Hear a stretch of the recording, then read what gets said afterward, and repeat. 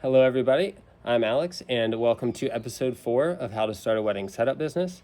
On this episode, we're going to go over how you should price and charge for that wedding setup that you're going to do and the factors you should take into consideration. All right. If you recall, on episode 1, we covered what is a wedding setup business. On episode 2, we went over just kind of the bare minimum, what you need in order to get this business off the ground for less than $250. And on episode 3, we went over how to get your first client and why they are definitely closer than you think. So go and check those out if you haven't already.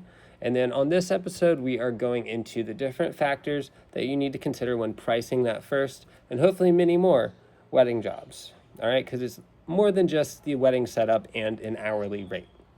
So if somebody asked me tomorrow, what would you charge to set up my wedding? I would set up a call with them because the answer is going to be slightly more complex than just a single rate that you can give them based on the details and information in their wedding. Because the biggest pricing mistake is just trying to charge for decorating when the actual job includes a lot more than that. You're thinking about labor, time, travel, complexity of setup. If you're doing setup and breakdown, if there's any chair moves in there, and if it's enough work to validate hiring another 1 to 2 people to assist you, even if it is just for part of the day or just to transport decor to the venue, okay? So first and foremost, I would tell them, depending on how far out they were from their wedding date, well, potential client, it is going to be a $400 to $500 retainer fee in order to block off that full day of services for you for seaside setups for your event. And then the final amount will be decided based on that final scope of work that we talked about, which is all of the things that you're actually responsible for doing on that day. And that is to be billed 1 to 2 months out from the actual event once all the details are set, because you do not want to just rope yourself into a set price before all of the details are set, because most likely that price is going to be wrong, at least a little bit off. Things change, people are booking vendors and renting items and buying off Amazon way up until almost the last minute. You need to factor that into the model and how you're going to charge these couples. But you do always want to make sure that you have a price that is suitable for you to block that entire day off your calendar for them. Because while the wedding may only be 6 to 8 hours, your work day that day is going to be 14 to 16 if you are doing a full day of setup and breakdown services. So you want to stop thinking only in hours and start thinking about things that are kind of the hidden time, the prep that goes into it, whether that morning or leading up to the event, depending on the amount of services you're offering to that client, and if they've had stuff shipped to you beforehand, or if they're bringing it and you need to pick it up and set it up the night before. Just stuff like that. You want to make sure that you're doing venue walkthroughs, which takes time. You want to know how much time it's going to take you to load and unload everything and how far away that venue might be from your original location, so how long that drive time is going to be. And if you have to make more than one trip from your original location to the venue, if there are a lot of boxes, excessive things that you might have to go to the store for, stuff that you want to take into account beforehand, okay? The wedding day, like I said, might only be 8 hours, but it's going to consume more than that out of yours. Now, main factors to consider when you are thinking about pricing. Time, how long the whole job will take. Complexity, 10 candles versus 200 candles plus decor items and flatware are very different things. Placing one sign versus placing 4 signs and moving them and having to do a chair move are very different things and levels of complexity that get added to that scope of work and therefore to your price. Different types of transitions with the decor, and also, of course, if you are doing breakdown of the items at the end of the night, that is another several hours, as well as the amount of stuff that you're storing. You want to have a system for how you charge storage if that's a service that you are choosing to offer. AKA, if your office or home has enough space to offer that as a service, then you want to have a system that allows you to have a certain amount of storage, a certain way that you charge for it by like mass or by weight or by number of items. You will figure that out based on your particular circumstances, but that's something that you do need to factor in.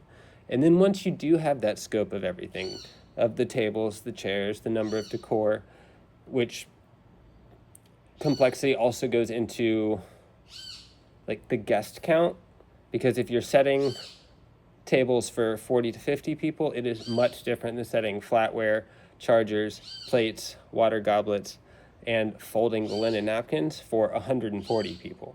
And that is a time consideration you definitely need to account for.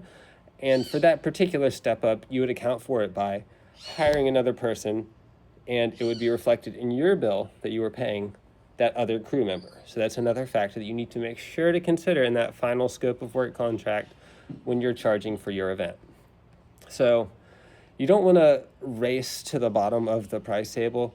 Don't be the cheapest. That's not the goal. Their wedding day, the client, it holds value to them.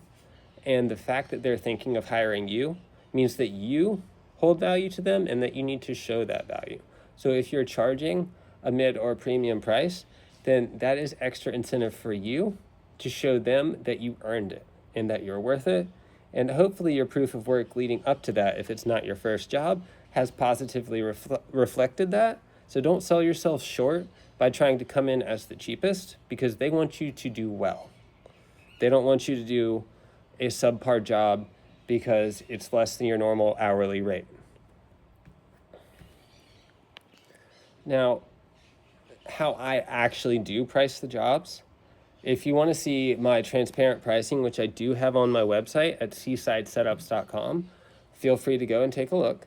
And I offer, of course, the one-on-one consult calls here, and I can help you vary the pricing for your area based on what other vendors charge.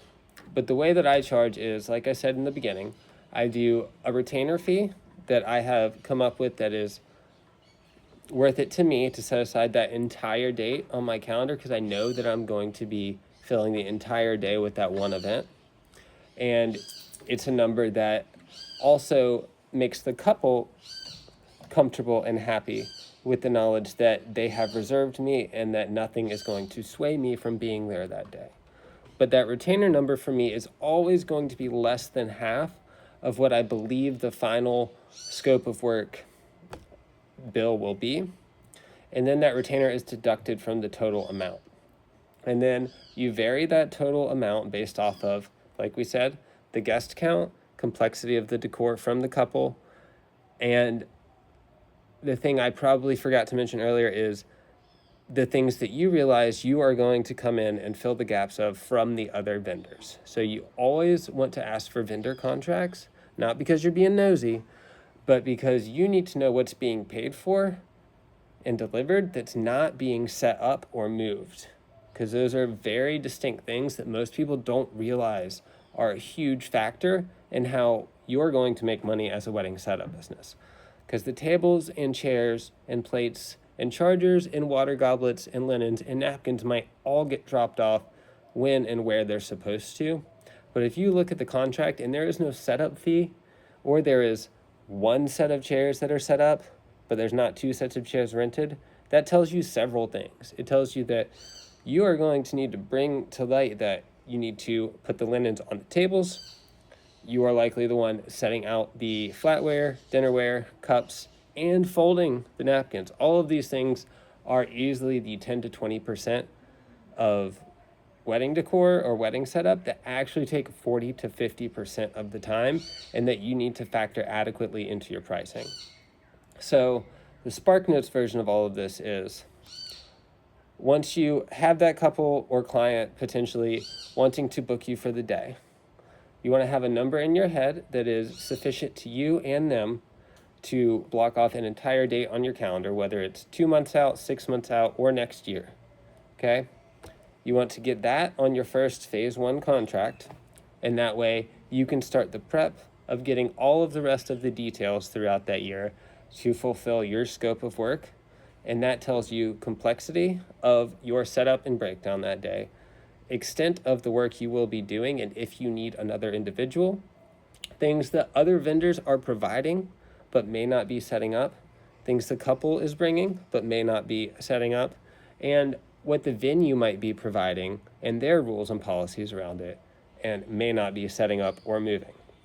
It also gives you time to factor in your load in, load out time, distance you're traveling, and then once you have all of that information and you're properly talking to the couple and the coordinator or wedding planner, and you have your full scope of work and the wedding timeline, then you can send that phase 2 contract with your remaining amount. You get yourself a comfortable hourly rate that's good for you. And if you're having another individual or two on your team that day, and that is what you bill them for on the phase 2, 1 to 2 months out from the wedding date. You just want to make sure you have all of the details, because like I said, if you're lacking the details, your final price will be wrong and you might be a bit sour about it. So that is essentially how I price or factor in the pricing for my wedding setup jobs, and how you could as well. Now, if you have questions, want some more resources, I do have that free starter checklist down below, as well as the $47 wedding setup business starter kit. That's a little more comprehensive. And if you want to have a full one-on-one, get your business set up consult conversation with me, can last as long as you want, 60, 90, 120 minutes. Once you get that booked, then we will go down and thoroughly review scope of work, research area, different vendors you can contact, and all of that fun stuff, and I'll give you some useful tips and tricks along the way. Until then, I'll see y'all next week. Hope you have a wonderful day and week.